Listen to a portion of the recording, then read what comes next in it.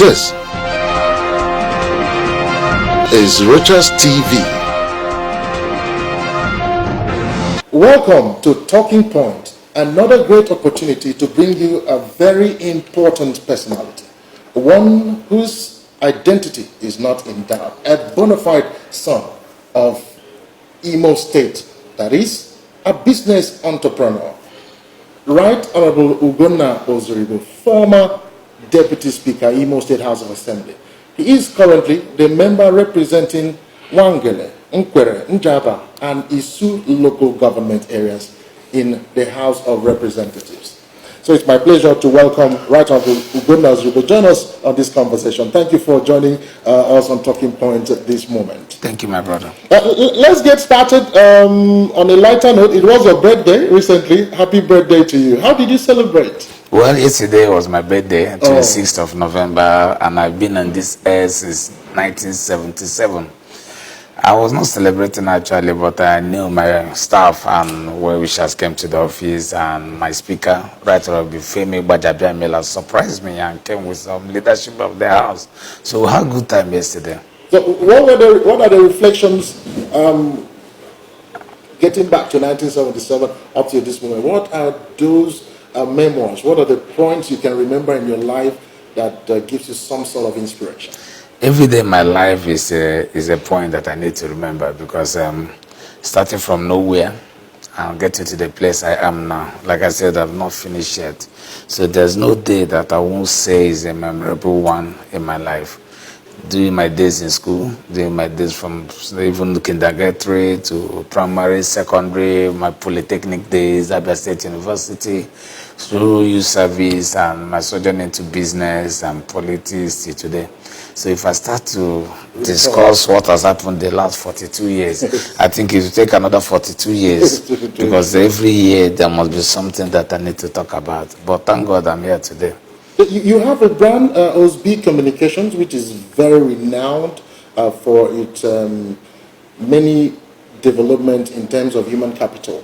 How did you come about the Osby Communications, and how would you say the brand has taken in terms of human development and bringing business to the common people? Well, Osby Communication is a product of ABSU strike. In 2003, when we had 6-month strike in ABSU. Abia State University? Abia State University, okay. Uturu. Okay. So it's something that we started, then my girlfriend, who later turned out to be my wife and mother of my children, who is today the CEO and the chief executive and MD of Osby Communication. You know, staying at home, we said, let us start something. We just started under an umbrella, making GSM call. We never believed, we never expected that it's something will continue in life. So let's just be doing it. No matter the time I have to call off their strike, so we can go back to school. So all the keen interest my wife kept into the business, and I came supporting her. But at the time I backed out, because I looked at it as something so belittling for somebody then that felt that he's a big boy, you know, being coming from a way to do family and going a university student, final year university. How can I be sitting down under an umbrella doing GSM call of 30 Your friends will be laughing at you. Your parents will be laughing at you. Most time they'll come, what are you doing? So a whole you is sitting under the sun, under the rain, just doing GSM call. At the time, like I said, I just got tired of it. I got ashamed of it. But the little girl I told you continued, you know. So when I saw how serious she have taken that into, I later came back. I will launch in and launch out until at the time I said, no, I think there's something in this business. Then we started hustling. But today, Osby Communication is a leading name, not only in Imo State, in a lot of places. A business that started with 2 people under an umbrella have had more than 6 other subsidiary companies and employed more than 800 people. So you can start to wonder the blessings of God in what we are doing. And it's a lesson for today's generation, that no matter what you do in life, there's no successful story that don't have a sympathetic beginning. Because if I have not continued, or if I've discouraged my wife, then let us pull her. This just nothing to do or nowhere to do thing from a person of my status. Maybe today I will still be somewhere still looking for a job in the government establishment, running around looking for somebody to give me a recommendation letter. So I'm of the belief, and one of the people that believes in that school of thought that government won't do everything.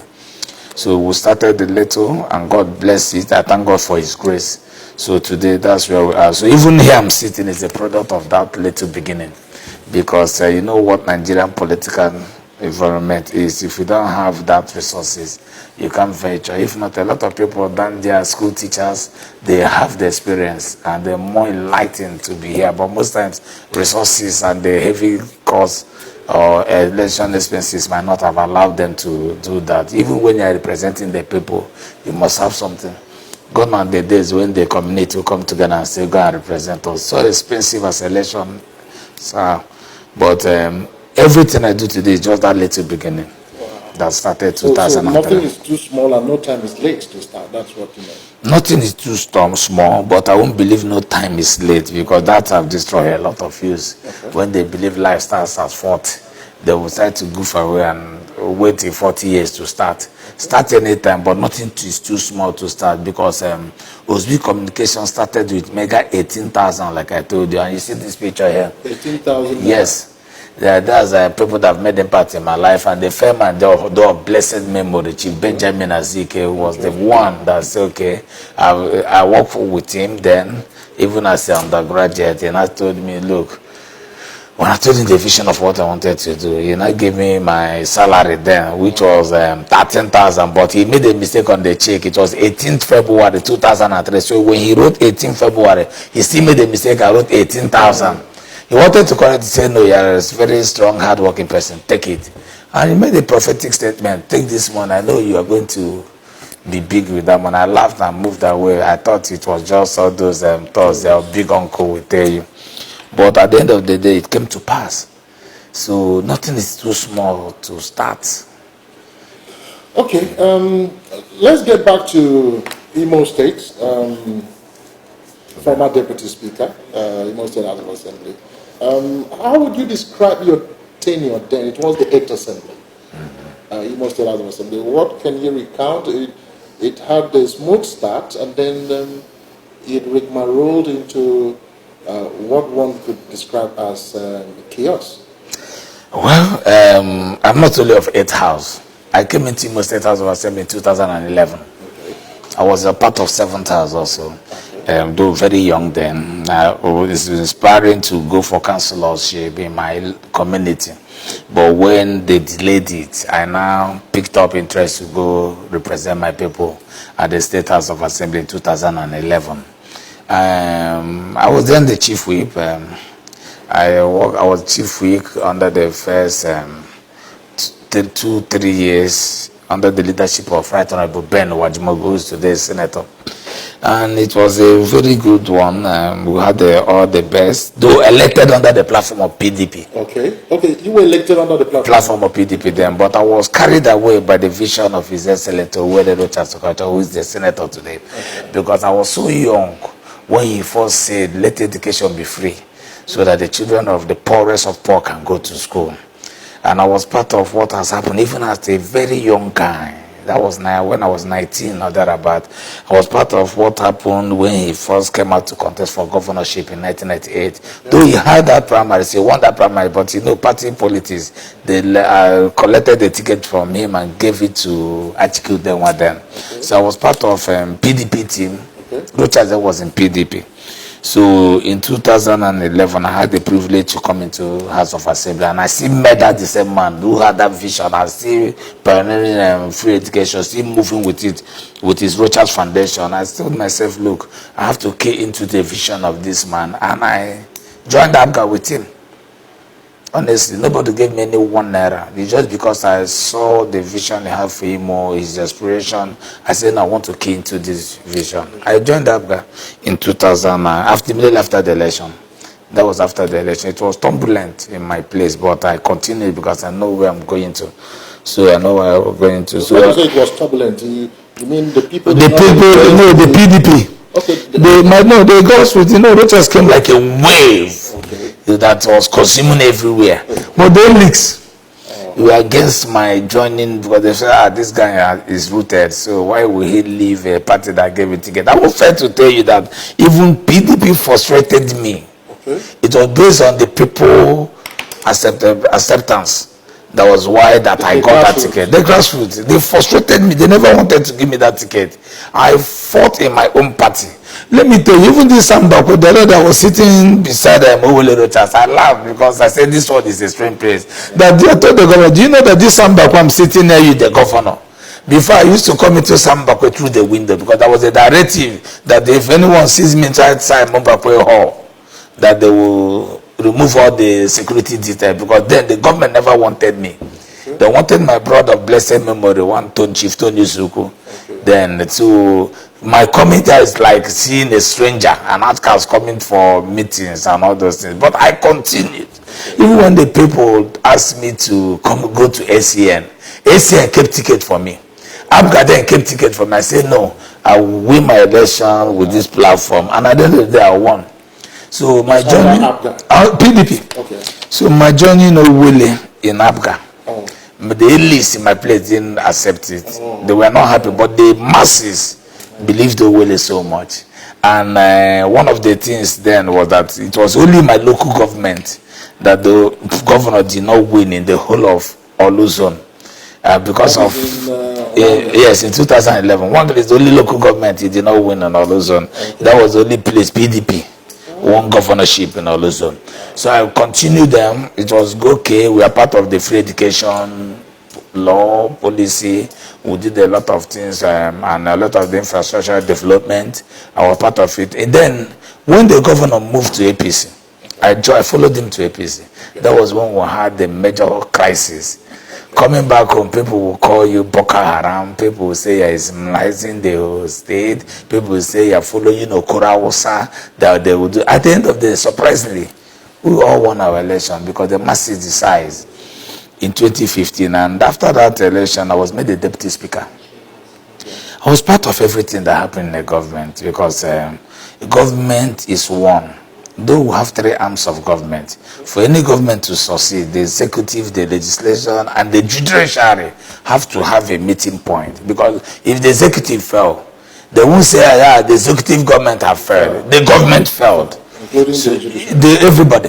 So some hard policies, and you fail to, or you forget then that we had the global recession. Yes. So there was a lot of difficult policies that the government undertake. Okay. The policies of the 70-30, so those policies were strange.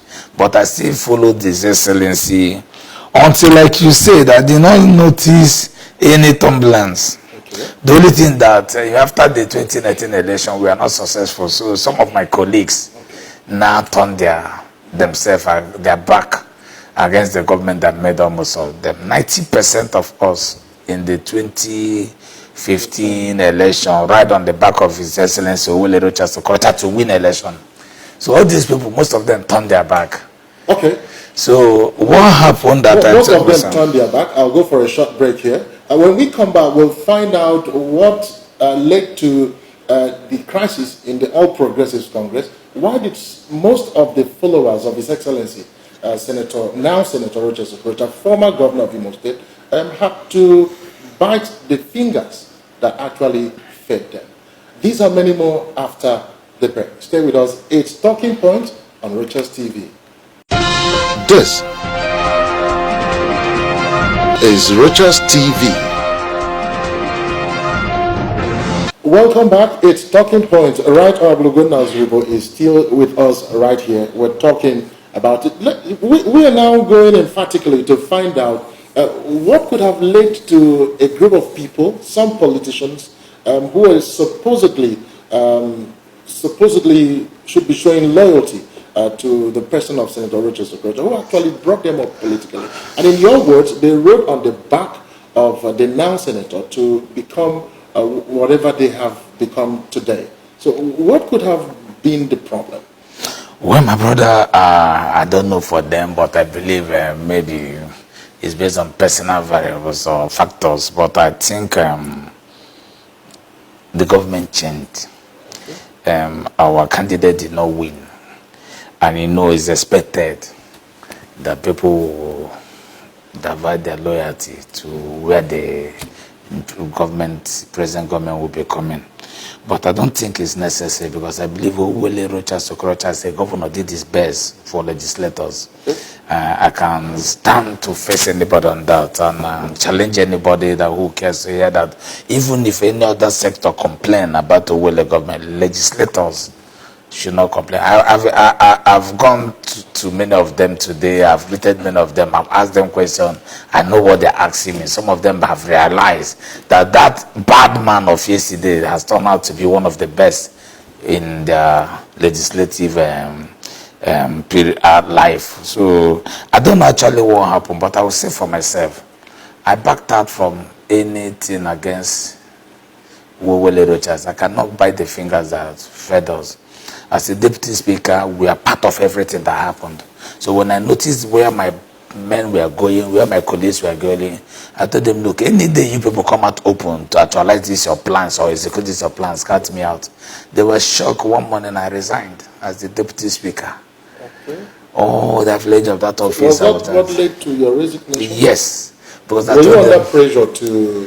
I was never under pressure, because they were not coming after me. Okay. They were actually having issue with Mr. Speaker, and the majority leader there, my brother Lugado Suji, Honorable Lugado Suji. But when I noticed where they were going, I told them, look, I can't be part of this. But when you say where they were going, what do you mean? Where they were going to attack the policies of the government and to rubbish all we did in the 4 years as members of the State House of Assembly. I just told them, look, I won't be part of this. Instead of I, myself, going into this thing, it's better I resigned. And I won my election in Federal House. I was running around to fix myself up and get ready for my new assignment, which I'm doing today. So that's why I resigned. But when I resigned, I started hearing a lot of... I resigned as a deputy speaker. Okay. But as ordinary member of the House, I started hearing a lot of things. They will keep cancelling all the policies of government, running all out what they have done, and repealing a lot of things they have done. So I said, well, let them have their day. Some of them say it's welfare. But they were mostly members of the APC.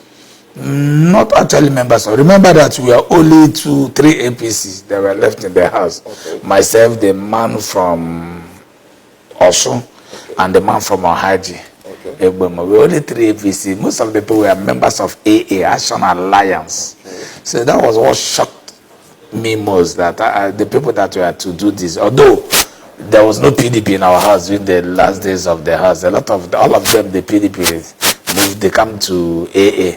So we're only 3 APC and all the rest, 24 AA. So when they started fighting and attacking the policies they did, the laws, they themselves passed, the bills they passed into law. When they start to repeal them, start to do all those things they were doing, I told them, look, I'm not going to be part of this. I know a lot of people, this GI then, Right Honorable Marco Chedo, they advised me to continue. I say that is 2 things in legislative arm. It's either you're with the number, you're with the majority, or you be a lone voice. So instead of being a lone voice, the best thing you should do is go up. I can't see myself climbing up the chair to go and revoke and repeal everything that we did. I know that we did it without any body's inducement or... And then we talked about welfare. What do you mean? In legislative terms, that's what they call welfare. So let the legislators that will watch this... But the then governor wasn't owned the legislators? He never owned the legislators. Okay. There was never a time. He was paying legislators. But they always say that the fund they are getting is small. But when you compare it with what other state House of Assemblies were paying, we know that Imo was having almost one of the highest. I don't think there's any House of Assembly in Nigeria, maybe Rivers or Lagos, because of maybe the way how big their resources are, or the IGR was then. So how pivotal was the 8th Assembly, Imo State House of Assembly, to the infrastructural development that were visible in Imo State? What part did they play? They were part of some things. Some persons have said that the speaker was a stooge to the then governor. What would Mr. Speaker do? Okay. What can he do? I don't think that nobody was a stooge. Mr. Speaker did his best. Okay. Mr. Speaker, you won't see Mr. Speaker coming openly to attack the governor. It's not possible. But I know inside they can have some problems and they can have some arguments. But when you're outside, you have to defend the government. So how was the relationship? The relationship was okay until those last days. Okay. When they felt, the people that felt that they did not win the election were looking for the pound of flesh for people they perceived that made them not to win the election. There was no problem. Mr. Speaker wasn't any stooge, but rather, those days, Mr. Speaker was even defending the members. Okay. That was why he ran out of favor with the governor. But he was trying to manage it too. Okay. But I was actually really sympathizing with him because he was trying his best to encourage and appease the members, at the same time making sure that the government will not come against the member. But at the end of the day, those people you fought were the same people, like what you've seen in Julius Caesar, even you Brutus. So those people that you are still defending or working hard to show that they are doing well with welfare, they've asked me what welfare is. Legislators know what welfare is supposed to be. So they are the same people that came after you. And what broke the camel's back was when the members asked for the suspension of the local government chairman, elected chairman. Okay. When we look at what has happened, we say, no, just pinpoint the local government chairman you felt that have violated the principles or have gone against what you have established. But rather, you suspended all. But I was part of the people that say, no, you have to record these people. These people have to be in the seat for you to investigate them or what they are doing. You can't just suspend. Then there was that suspension of the chairman. Yes, there was suspension of the chairman, but after 3 days, the chairman were recalled. It was not the same day. Okay. That they now say that they have suspended Mr. Speaker and the majority, but they goofed. You can't just suspend Mr. Speaker by after plenary. Plenary have ended, Mr. Speaker have adjourned the house, you come and say you have suspended Mr. Speaker. Did you suspend the deputy speaker? In the absence of Mr. Speaker, the deputy speaker should take charge. And then the rescue mission government of Rochas Okorocha. In few words, how would you describe the 8 years of Governor Rochas Okorocha with identifying a particular policy that brought to bear in the lives of people? Well, for me, I might be biased when you tell me this because, people have tagged me as Rochas boy. But I will tell you in all sincerity, Owele Rochas Okorocha, no, she have his shortcomings. He's a woman. He's not God. He's not the spirit. Nobody is perfect. But for me, Rochas did very well in Imo State. Business-wise, education was free in Imo State for 8 years. Enrollment grew. Nobody can, even if you're looking for a house help or anybody, you can't see it anymore because everybody were in school. Rochas opened up Imo State. Business was thriving. I know people that were into business. A lot of people reallocated from their primary base to come and establish Imo. Are you talking about building materials? Are you talking about telecommunication? Are you talking about hospitality industry? Are you talking about tourism? What made me shed tears was when some of my friends in Lagos told me, look, we are not going to travel this year, there's no money. Our destination is Owerri. You can see now people were now comparing Owerri from traveling abroad for vacations. If you don't have money to travel abroad, then the next option you have is to come to Owerri because it's a tourist sector. Okay. And even Christmas, I don't know what will happen in Imo today, but under festive period, Owerri is always full. Even ordinary photographers, ordinary people everybody, photographers you see in Owerri, they will come from Bayelsa, from Onitsha, from Enugu to Owerri. Because there's a lot of business going on. Business were moving. Okay, let me tell you, telecommunication business grew. Okay. But hotels were coming up. Government, like I used to tell people, government have no business in opening industry. Okay. But government will create the environment for industries to strive. A lot of people started opening. I know Kenzo Bina came in.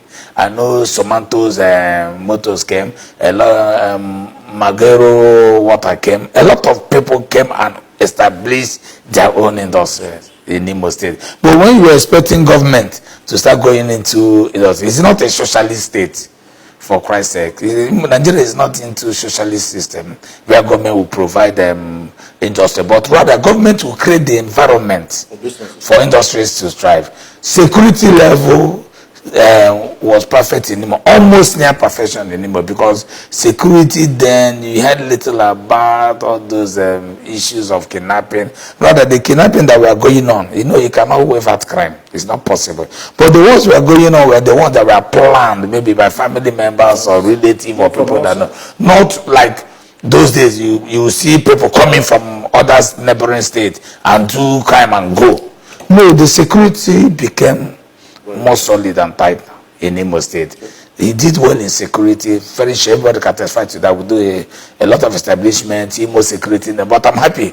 At least if not for any other thing, the present administration still retained Imo security network, Imo security guide, all those security apparatus there. They still have it in Imo. They did not stop it because they know it helped.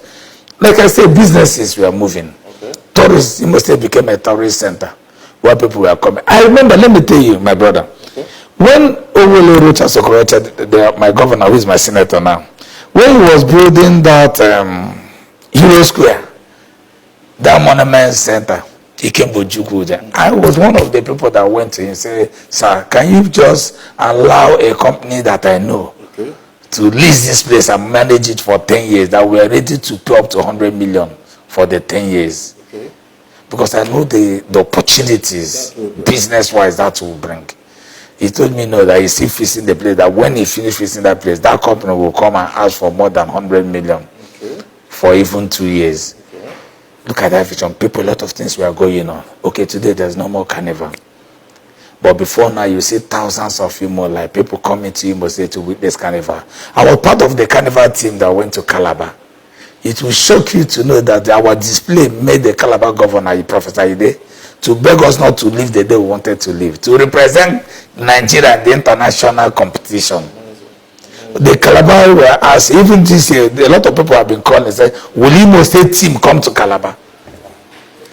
But all those things are no more today. But I pray God will touch the heart of the new administration to start thinking all those things Rochas did in Imo State, to replicate it. Maybe they felt that were bad things that the government did, because no government is perfect, like I said. They might try and work on it, improve it, so the people can enjoy. But the lacuna now that is being created, nothing is happening. You go to Imo State today, I saw over the social media that they are replicating Christmas tree. Kai, why don't you people now call the people that have been handling this thing? Just close your eyes, call them to come and advise the government. Okay, this is you people are setting up. Then instead of setting up journal, you tag it as Christmas, they will learn. But the government is a continuity. Bring people that have done it in the last administration to help.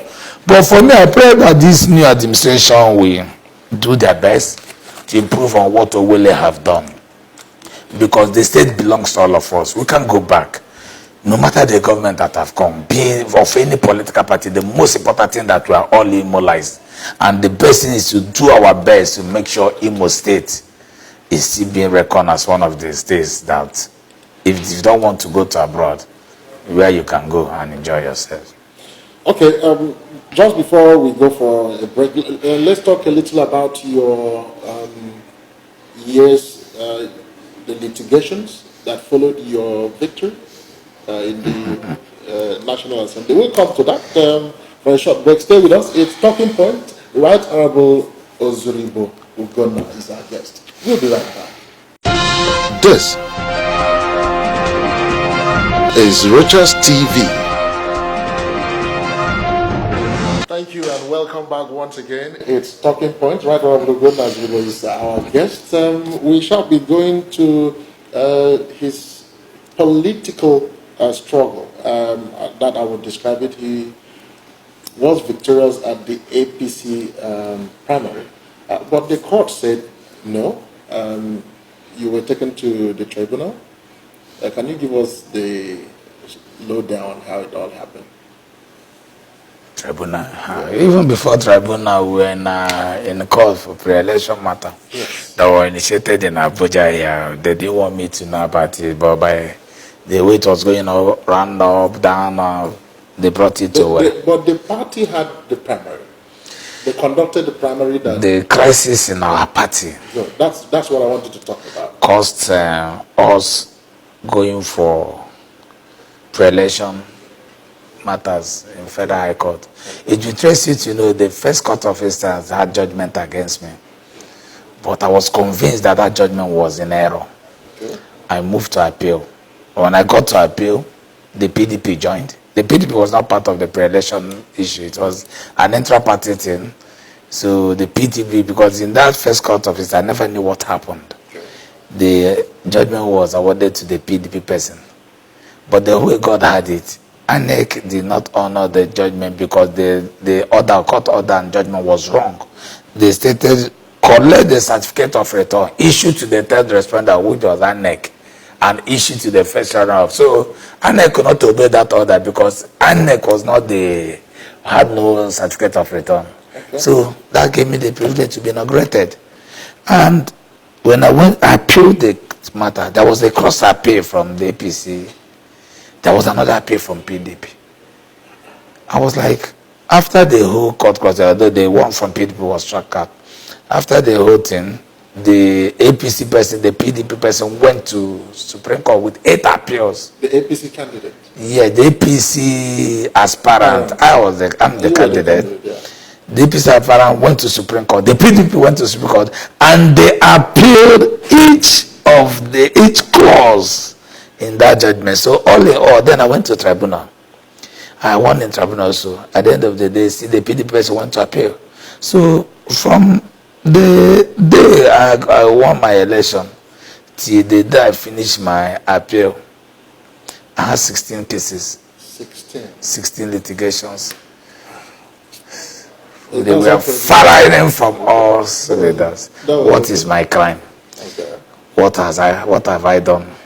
Even at the end of the day, I still clear the whole cases. So do you think this had anything to do with your affiliation with the Rochas political dynasty? Well, I won't say, but all we are fighting is that is Rochas boy.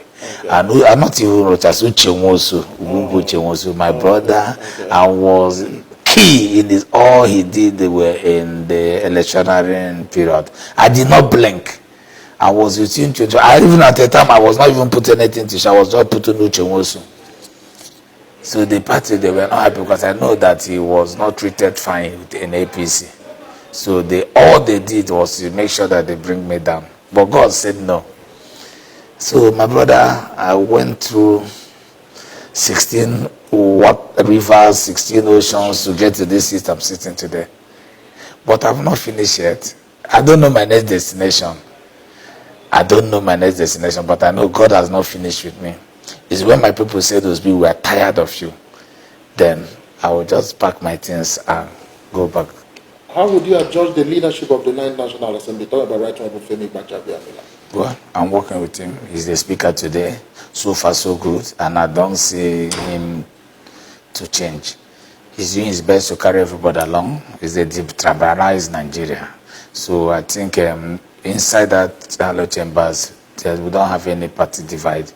We're all legislators, and that cannot be possible without a good speaker.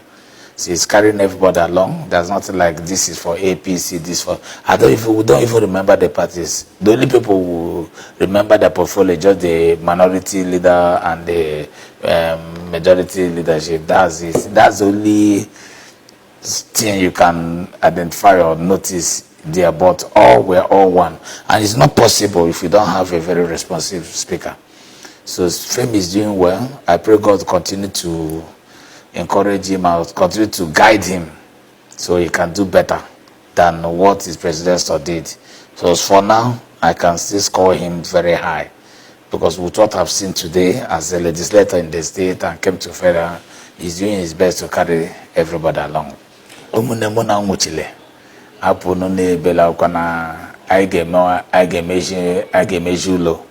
Asolo Roma we ha rotara ekele dịrị onye nwanyị na unu were ozbi ka unu mama nọ nge lestaga anyun so onye sogbulu onwe ya obakwa ebezikwala na ihe ọma bịawagwele na federal constituency ona nwuche. This is Rochas TV.